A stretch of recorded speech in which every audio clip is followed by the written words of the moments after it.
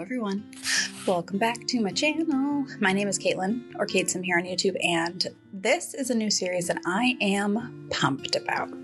So, a little while back, I was thinking of what I could do for like a TikTok series, and I did start a TikTok. However, I have not posted or even done anything with it. So, it's the same name as here. Actually, it's not. It's the same name as my gallery ID. YouTube is kaitsim. Everything else is kaitsim14 because kaitsim was taken. But like, it's fine.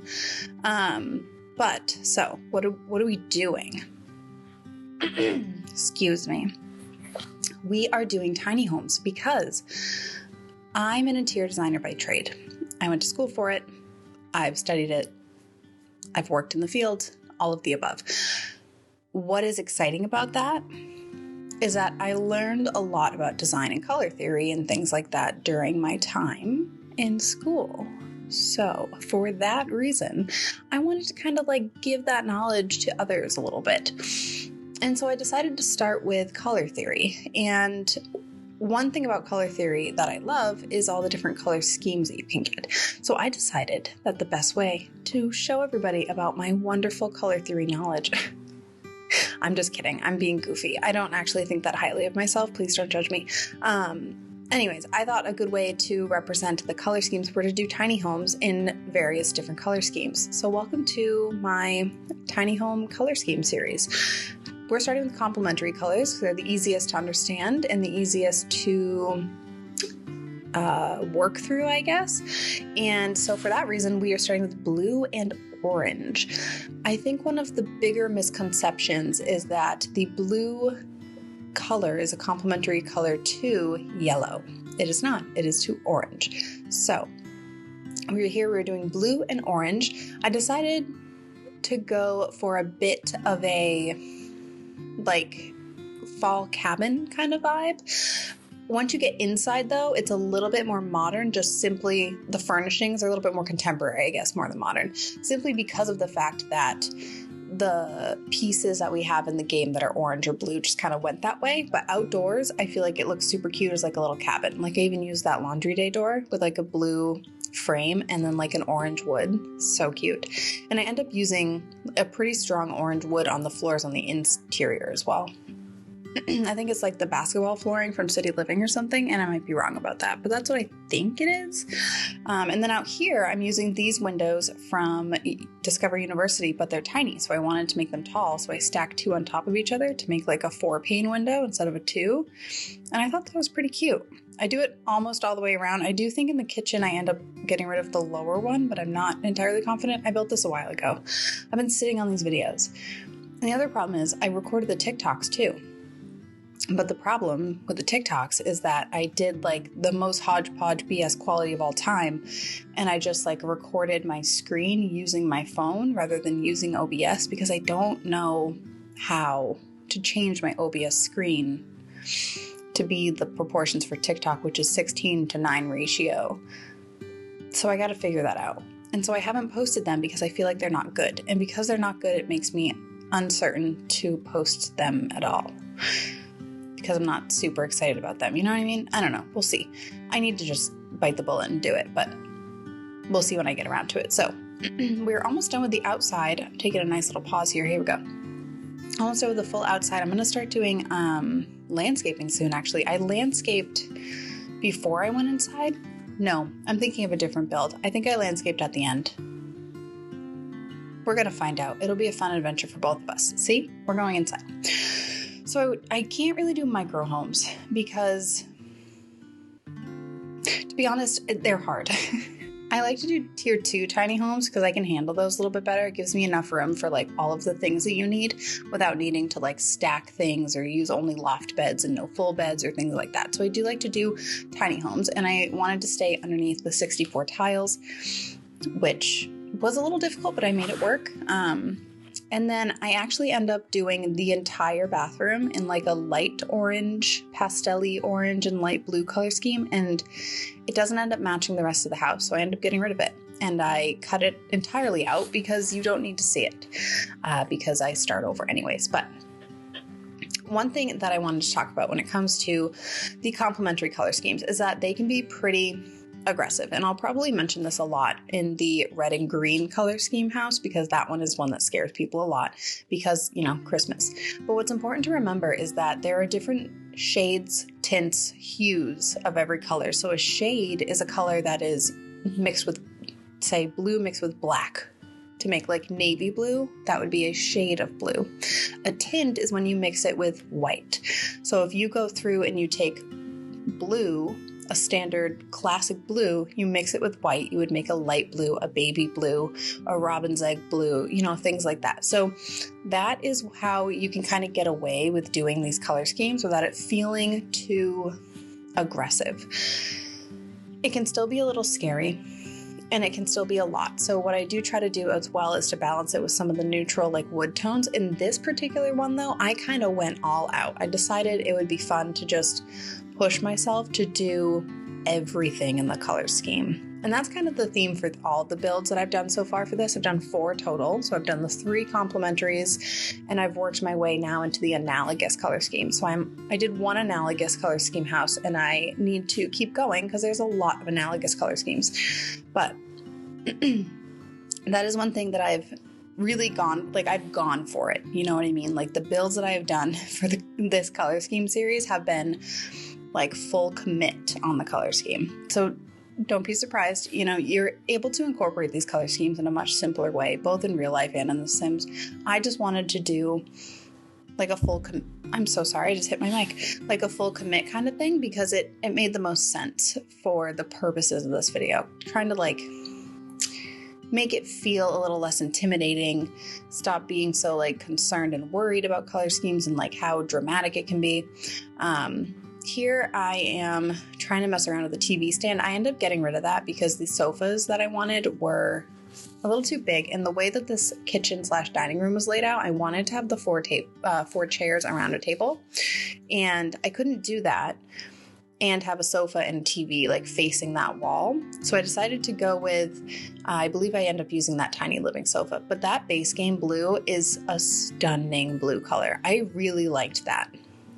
But it was a little too long and I wanted, I should say, chairs on either side. So I ended up grabbing these tiny living chairs and using them. And then I ended up grabbing the tiny living sofa as well because the scale was a little bit better. And then the tone of that sofa and the pillows and everything really worked with the rest of the build. And the orange chairs conveniently had a blue and white pillow on it.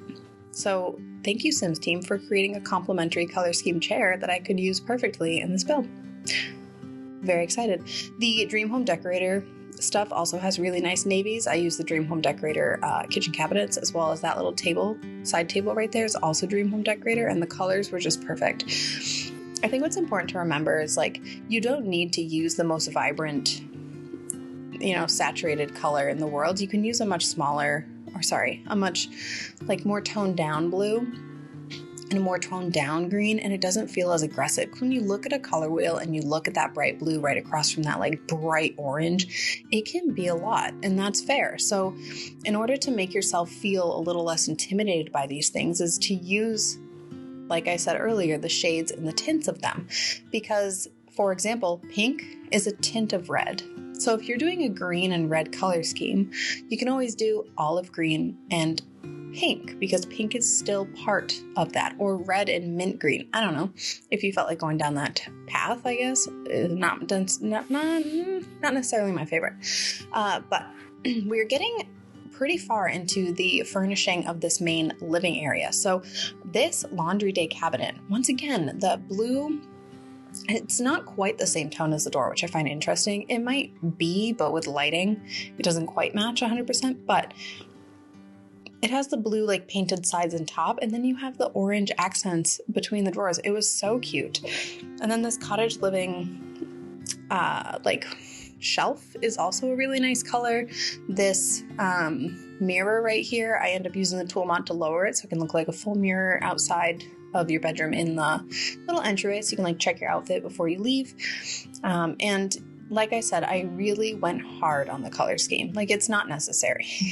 You could do like the blue cabinets and not do orange appliances and just do like gray ones. But I decided that I wanted to go above and beyond and really have fun with it.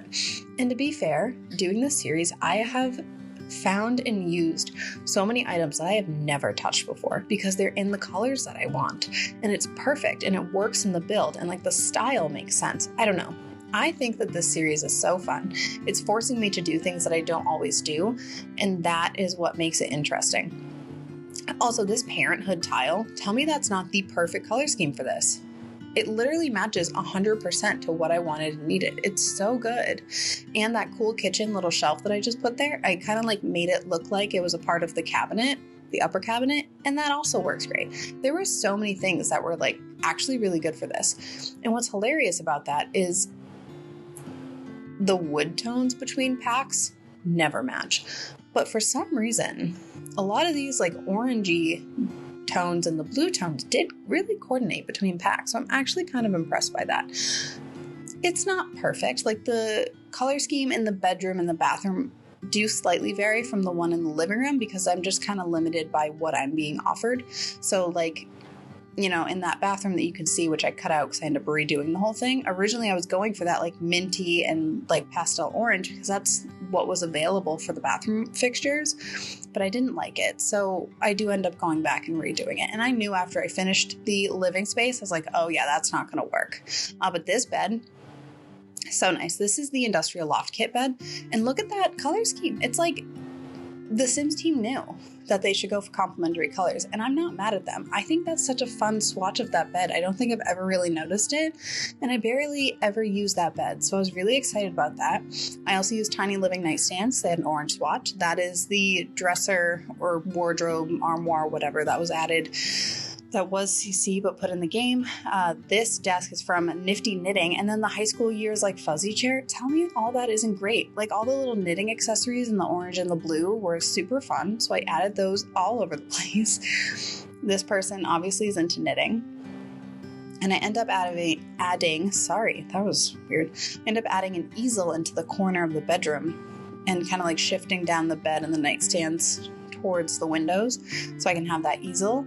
And what's great about that is now there's like an activity in here, because I find that when I do these complementary color scheme homes, this is the first one I did, but moving forward, it's hard to incorporate things that are, I guess, like functional, because I'm really sticking to like this intense blue and orange color scheme. I luckily knew as I was going through, I was like, oh, right, there's a really nice blue easel from base game. So I put that in here. But in reality, like that wasn't my original thought process.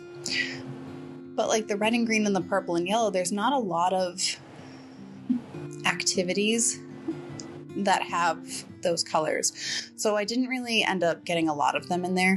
I wish I could have had more. I mean, I could do a more like toned down version of this, obviously, by just doing, you know, pops of orange and blue or pops of red or green or something like that. And then you can just have like a wood easel, a wood whatever. And that would have been fine. But I just get so one-tracked mind on like going full send on the color scheme that I just kind of forget about it. So if you do end up downloading this house and want to play in it, you can always just, you know, change out a couple things, add in some more activities, some more skill building things that could really help you. I never did anything outside either. So you could always do gardening. You could always just add like a chess table out there. You do whatever you want. Now we're redoing the bathroom. Excuse me. So I end up changing the flooring. I believe that's from Spa Day to a deep navy blue, and then I ended up using the orange to white to blue ombre wallpaper, and I actually loved it. It gives me like spa oasis vibes, and I think that's perfect for this because, you know, like your bathroom should be like this really like calming environment. This awesome orange tub, top notch. I used the Island Living counter because it came in a really nice orangey wood tone, which was great. And then I just stuck to like white for everything else because I didn't want it to be like too aggressive. And then that painting, I believe, is from Cats and Dogs. And I used the tool mod to make it a little smaller so that you could have it kind of fit on that wall and not be like extra large. And yeah, I think now we're going to start doing some of the outside stuff, which I, once again, for the outside, stuck to the blue and orange as well. But while you watch me do all that, I might as well talk about some things that I think could be really helpful when it comes to utilizing color schemes like this in real life. So I think it's very hard to look at, things in The Sims and really kind of put them into your real life. I feel like people are scared of color when it comes to their home. And I think we need to let that go. Okay.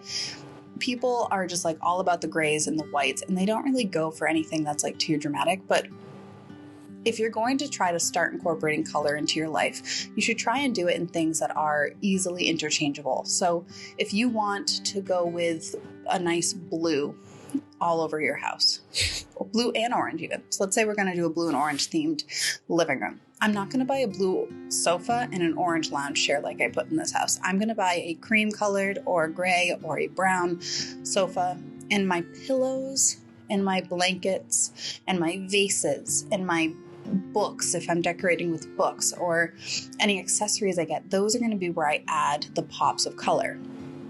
Because you want to be able to have the freedom to change these things out and not be stuck on something forever. Like if you buy a blue sofa, you can't change your color scheme to purple and yellow if you decide to. Or you can't decide, if you have a blue sofa and an orange side chair and you decide, actually, I think I'm going to eliminate the complementary color scheme and go for more of an analogous with the blue, green, and green. Now you have an orange side chair and you're kind of like pigeonholed into this one thing. So pillows are easy because you can change pillow covers. Blankets are easy because you can buy a new one if you really want to. It's not super helpful. You can always store it. Don't throw it away. We're not trying to be wasteful here, but there's things that are easier to switch and to change out that aren't as intimidating.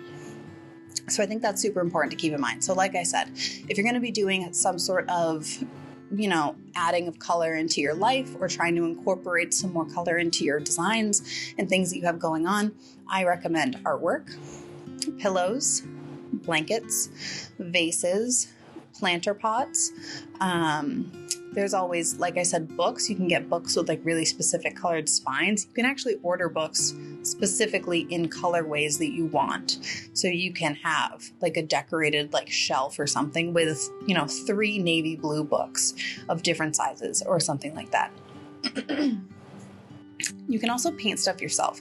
And I know that sounds really intimidating, but if you get like a white canvas and you go to a store like Michael's or something and you just get something super simple, like 3 shades of blue paint, and you do like one big streak across the top, across the middle, and across the bottom, you can get a really cool abstract looking piece, and it's simple and it has all your blues and everything in it, and it's perfect.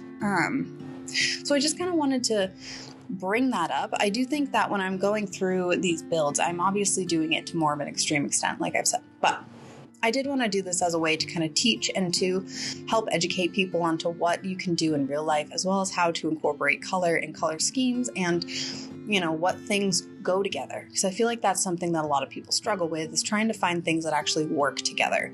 And I think it's important to trust your gut, for one. So if you're looking at something and you think it looks good, then it looks good and you like it and you're happy. Good. Go for it. If you think that's pretty together, put it in your house and own it. Nobody can tell you that it doesn't, because you are your own person and it does look good. And I promise you it does, as long as you think it does. But also, if you're, looking at things and you're like, ooh, blue and red, it's like, well, it's not quite like a normal color scheme. So maybe we should go for blue and orange. And you know what? You can even go for like a blue, green, and a red orange if you really want red or something. There's other ways to go about it. You can just look at the color wheel and you look at the colors that are directly across from each other, and those are the complementary ones. But this is about to close out, so I'm going to let you all go. I hope you all enjoyed this. If you do like this video, comment down below and subscribe so you don't miss more of my wonderful complementary color scheme builds moving forward. Also, I have an Instagram, I have a TikTok. They will be linked in my description box. I will post the TikTok eventually if I get the courage to do so. Hype me up if you want and tell me that I should do it and grow a pair and just send it. But I hope you all have a great rest of your day, week, month, or year, and I will see you all next time. Bye.